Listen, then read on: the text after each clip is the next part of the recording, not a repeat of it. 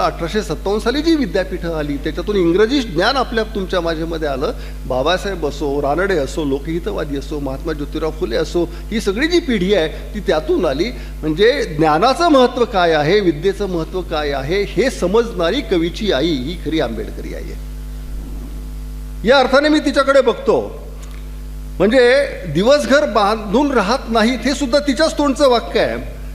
अशा पद्धतीच्या नायिका ज्यावेळेस कवितेमध्ये येतात त्यावेळेला ती कविता एका वेगळ्या पातळीवर, मूल्यांच्या पातळीवर ती श्रेष्ठ ठरण्याची दाट शक्यता असते. आता हा जो नायक आहे की ज्या आंबेडकरी आईने घडवलेला नायक, तो काय म्हणतो, झोपडीबाई मी उद्याचं पुस्तक होईल. याचा अर्थ काय? पुस्तक होणं म्हणजे काय? ज्ञानाचा स्रोत होणं, याला प्रज्ञाशील करुणा असं आपण म्हणतो. शिका, संघटित व्हा, संघर्ष करा, अशा स्वरूपाची जी एक वृत्ती आहे ती ज्याच्यामधून वाढीस लागते, अशा पद्धतीचं काही एक बाळकडू त्या पुस्तकामधनं मिळणं आणि स्वतःला पुस्तक व्हावंसं वाटणं, या आंबेडकरी आईनी घडवलेला जो एक मुलगा असतो तो या पद्धतीने होत असतो की ज्याच्यामुळे या ठिकाणचं जे सामाजिक परिवर्तन आहे ते खऱ्या अर्थाने शक्य झालं असतं. अशा अनेक मुलांमधून त्याच्यामध्ये अनेक संदर्भ आहेत. आता ही जर कविता जर तुम्ही बघितली एकंदरीत तर ही फार कथासादृश्य कविता आहे. बरं, बरेचदा तुम्हाला असं वाटतं की कविता आहे की नाही, त्याच्यातून एक कथा बाहेर यायला लागते. मग ती कथा कुठेतरी ऊसतोड कामगाराची कथा असते, ती कथा एखाद्या बापाची कथा आहे की जो लाकूड तोडत असतो. आता त्याच्यामध्ये एक भाग असा आहे की हे लाकूड तोडणारा बाप ज्यावेळेस जंगलामध्ये जातो त्यावेळेला झाडं अस्वस्थ व्हायला लागतात आणि पक्षी झाडांना सांगतात की कुठेतरी तुम्हाला मारायला यायला लागलेला आहे. असं वाटणं कवीला ही एक सगळ्यात महत्त्वाची गोष्ट आहे. म्हणजे हिडन सिक्रेट्स ऑफ ट्रीज नावाचा एक इंग्रजी ग्रंथ आहे, त्याच्यामध्ये सुद्धा हे संशोधन असं चालू आहे की झाडांवरती हल्ला करायला जर कोणी येत असेल तर त्याच्या संवेदना ह्या झाडांच्या मनामध्ये जागृत व्हायला लागतात आणि एक झाड मुळांच्या मार्फत दुसऱ्या झाडापर्यंत ही संवेदना पोचवायला सुरुवात करते. तर इथे या कवितेमध्ये हा जो बाप आहे कवीचा, तो ज्यावेळेस झाडं तोडायला जातो त्यावेळेला एक झाड दुसऱ्याला सांगतं, एक पक्षी त्या झाडाला सांगतो आणि त्यातून ही संवेदना. परंतु एकंदरीत जे काही सगळं शेवट त्याच्यात आहे तो असं की या परिसरातली झाडं अजूनही बापाच्या आठवणी काढतात. हा बाप जाऊन अनेक वर्ष झालेली आहेत, परंतु मुलाच्या शिक्षणासाठी, मुलांनी अभ्यास करावा यासाठी शिक्षण करणारे एक मायबाप या आपल्या परिसरामध्ये होते. याची आठवण करणारा निसर्ग, याची आठवण करणारी झाडं या सगळ्या आपल्या आजूबाजूला दिसतात. ही एक लाकूड तोड्याची गोष्ट आहे. हा लाकूड तोडा आहे का नुसता? वखारीमध्ये दळण आपलं लाकडं विकणारा तो का आहे का? नाही आहे. या कवितेमधलं अजून एक सगळ्यात महत्त्वाचं पात्र आहे ते म्हणजे पुस्तक. पुस्तक हे एक पात्र असलेली कविता मराठीमधली ही पहिली कविता आहे. अनेक ठिकाणी ते भेटतं. कधी आई त्याच्याबद्दल बोलते, आई तर वारंवारच बोलते, कधी बाप त्याच्याबद्दल बोलतो, कधी त्याला स्वतःला असं वाटत जातं. आणि एकूणच पुस्तकाचं महत्त्व काय आहे? पुस्तकाचं महत्त्व हे भौतिक अर्थाने नाही तर ज्ञान प्रवाहित करणारा एक संसाधन म्हणून कवी त्याच्याकडे बघतो. असं एक कॅरेक्टर पुस्तकाच्या रूपाने याच्यामध्ये आपल्याला आल्याचं दिसतं की जे बाबासाहेबांच्या संदर्भामध्ये सांगितलं जातं की इंग्रजी शिक्षण हे वाघिणीचं दूध आहे वगैरे वगैरे. हे नेमकं कशातून येतं? त्याच्यामध्ये एक संदर्भ पुन्हा पुढे येतो की हे जे सगळं प्रतिमा विश्व आहे, या सगळ्या प्रतिमा विश्वांचा जर तुम्ही विचार केला तर सगळी खचलेली माणसं त्या ठिकाणी आहे, सगळी काबाड कष्ट करणारी माणसं त्या ठिकाणी आहे, उसाच्या फडामध्ये राबणारी माणसं त्या ठिकाणी आहे आणि अतिशय कष्टप्रद जीवन जगणारी माणसं त्या ठिकाणी आहेत. या माणसाचा आणि लब्ध प्रतिष्ठित किंवा स्थिर जीवन जगणाऱ्या समाजाचा काहीही अर्थार्थी संबंध नाही आहे. आणि याच्यामधून आपलं जगणं कसं असेल, कसं घडलं पाहिजे याचा शोध घेणारी माणसं आहेत ती. ही सगळी माणसं या कवितेमध्ये आपल्याला भेटत जातात. त्यातल्या एक 2-3 ओळी मी तुम्हाला वाचून दाखवतो. अस्तास निघालेला सूर्य गर्भार करायचा रात्र, नि अंधारही गरजांची सोलत बसायचा गात्र, बाप चेपत राहायचा अंधाराचे पाय, मी पुस्तकात उजेड पेरत बसायची माय, तवा अस्वस्थ व्हायची रोजंदारी. हे या कवितेचं मूळ सूत्र आहे. अशा कितीतरी कविता याच्यामध्ये तुम्हाला दिसत जातात. भुकेचा शोध दिसत असतो, निवाऱ्याचा शोध दिसत असतो, गरजांचा शोध. बरं, गरजा म्हणजे काय आहे? गरजांच्या बद्दल खूप संदर्भ या ठिकाणी आलेले आहेत. इथे अन्न वस्त्र निवारा हीच गरज आहे. आपल्या ज्या गरजा आहेत त्या गरजांच्या पलीकडल्या गरजा आहेत. अंग वस्त्र निवारा म्हटल्यानंतर शरीर झाकण्यापुरतं वस्त्र असावं, ऊन वारा पावसापासून संरक्षण करावं याच्यासाठी निवारा असावा. आता आपल्याकडल्या काही लोकांचे बाथरूमच 20-20 लाखाचे असतात.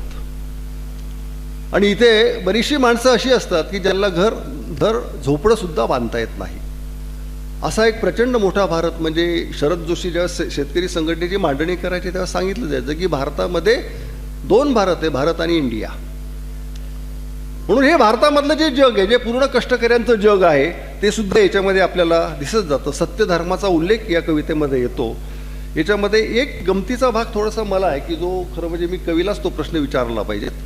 आणि ते खरं आहे तुम्ही म्हणणं तसं, की तुमच्या शेतात पिकणाऱ्या हर एक धान्याच्या कणाला आमच्या मजुरीचा दरवळ चिकटला आहे, हे तुम्ही कसं नाकारणार बरं? अगदी खरं आहे.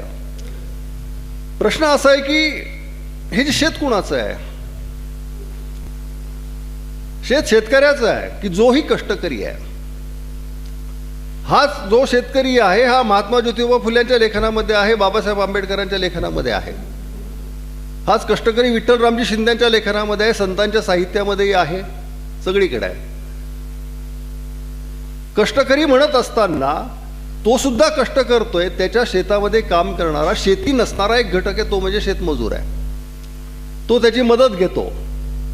आपल्याकडे अलीकडच्या काळामध्ये एक अशी मांडणी सातत्याने केली जाते की शेतमजूर आणि शेतकरी यांचं नातं हे विरुद्ध स्वरूपाचं आहे. शेतकरी हा शेतमजुरांचा शत्रू आहे का? शेतमजूर काम करतो, त्याचा मोबदला म्हणून शेतकरी त्याला काहीतरी देतो. हा घाम चिकटणं ह्याची जाणीव असणं अत्यंत स्वाभाविक आहे. परंतु प्रश्न वर्गसंघर्षाची जाणीव ज्याला आपण म्हणतो, ज्याला क्लास थेअरी असं मानलं जातं, ही क्लास थेअरी कुणाची कार्ल मार्क्सने मांडलेली आहे, महात्मा ज्योतिराव फुल्यांच्या लेखनामध्ये ते दिसतं. याच्यामुळं कष्ट करणारी सगळी माणसं एकत्रित आली पाहिजेत, ही सगळ्यात महत्वाची भूमिका आहे. शेतकऱ्यांना शेतमजुरांनी शत्रू समजू नये. शेतकरी म्हणत असताना तुमच्याकडे असणारा 50 एकर 50-100 एकर वगैरे हा शेतकरी मला अपेक्षित नाही आहे. विठ्ठलरामजी शिंद्यांनी शेतकऱ्याची आणि कुणब्याची व्याख्या केलेली आहे. ज्याच्याकडे स्वतः कष्ट करून जगण्या इतपत जमीन आहे तो शेतकरी आहे. म्हणून हे जे काही द्वंद्व आहे, या द्वंद्वातून बाहेर पडलं पाहिजे. आता अजून एक द्वंद्व आपल्या समोर सातत्याने मांडलं जात असतं, ते म्हणजे महात्मा गांधी वर्सेस बाबासाहेब आंबेडकर. तो सुद्धा याच द्वंद्वाचा एक भाग आहे आणि त्याचा संबंध याच्याशी आहे. ब्रेड लेबरची संकल्पनाही गांधीजींनी मांडलेली आहे. जगातला सगळ्यात पुण्यवान माणूस हा शेतकरी असतो असं अरिस्टॉटलनी सांगितलेलं आहे आणि गांधीजींनी सुद्धा सांगितलेलं आहे. आपल्याकडे गांधी वर्सेस आंबेडकर ही संकल्पना सातत्याने मांडली जाते आणि सातत्याने घोषणा काय दिल्या जातात की पुणे कराराच्या संदर्भामध्ये की महात्मा गांधींना जीवदान देणाऱ्या बाबासाहेबांचा विजय असो. बाबासाहेब एवढेच मर्यादित आहेत का?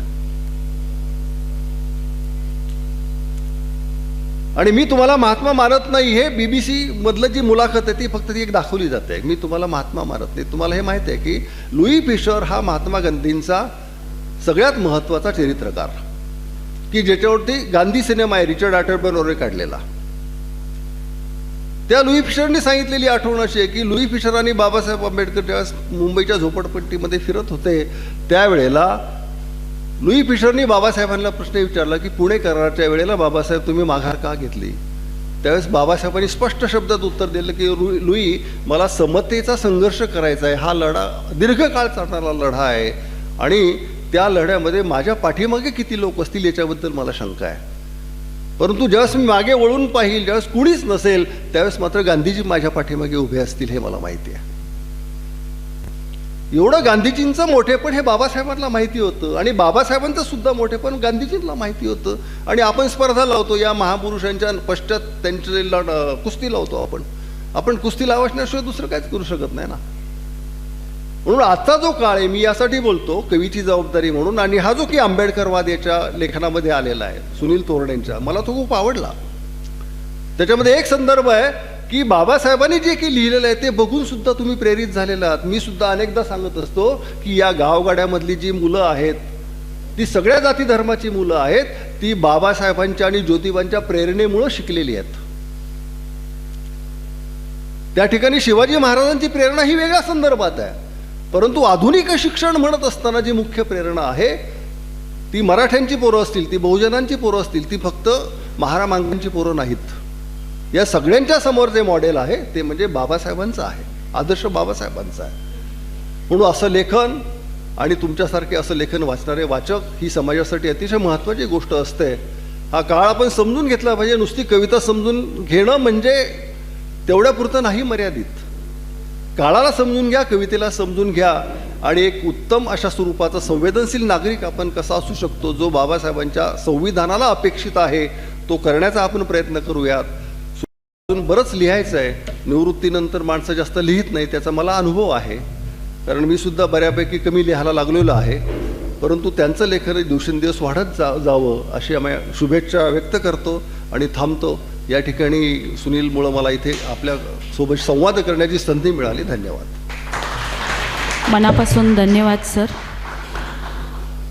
लेखकाची भूमिका काय असावी आणि कोणत्या भूमिकेतून लेखकानं लिहिलं पाहिजे, काळाच्या एका अवघड टकमक टोकावर आपण उभे आहोत आणि अशा वेळेला आपली भूमिका काय असली पाहिजे, अत्यंत सखोल आणि अभ्यासपूर्ण विवेचन सरांनी आपल्यासमोर ठेवलं. मी सरांचे मनापासून आभार मानते.